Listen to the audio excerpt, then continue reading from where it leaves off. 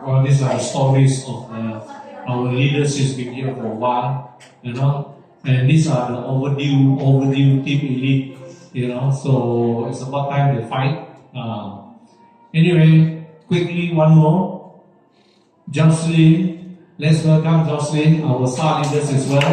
She's been here for 2 years now. Don't be shy. Thank you. Anyway, these people are all comfortable people with good life, right? It doesn't mean that they don't have money. They have money. So why should they have? Why are they in the way? Because this business is for all walks of life. You heard, right? Vicky, housewife, everybody, doctors, professionals, all jobless people. No problem. This is the place for you if you have a dream. Okay, let's see. Okay, Merry Christmas everyone! Good day, sir.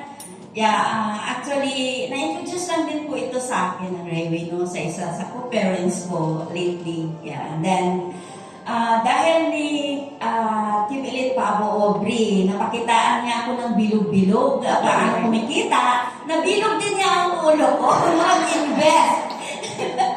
Kaya yun, nandito, hindi naman ako nanghinayang na nakapasok ako dito kasi parang God, yun nga sabi nila na nandito ka, there's a reason.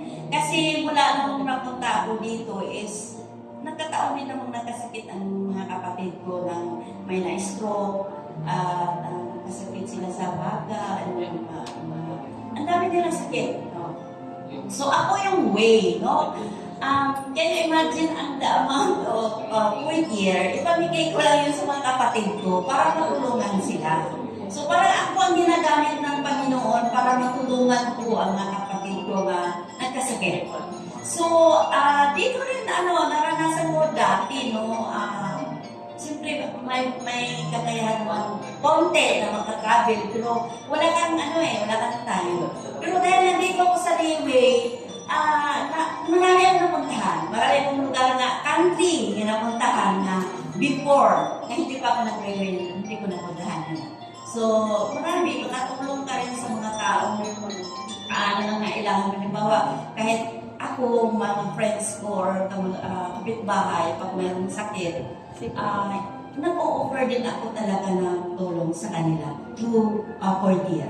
So, I'm glad na nandito ako sa Rayway. Kaya sa mga baguhan, huwag kayong mag-alala. Dito naman sa Rayway is hindi naman sa mga may pira lang.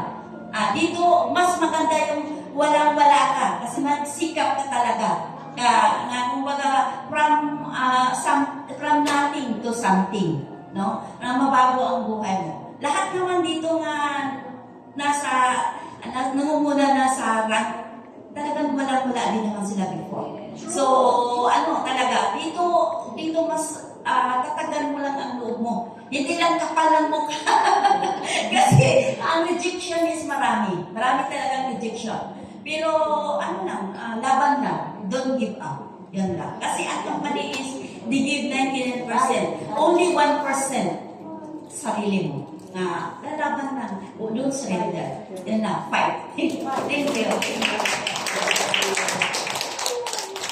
Thank you.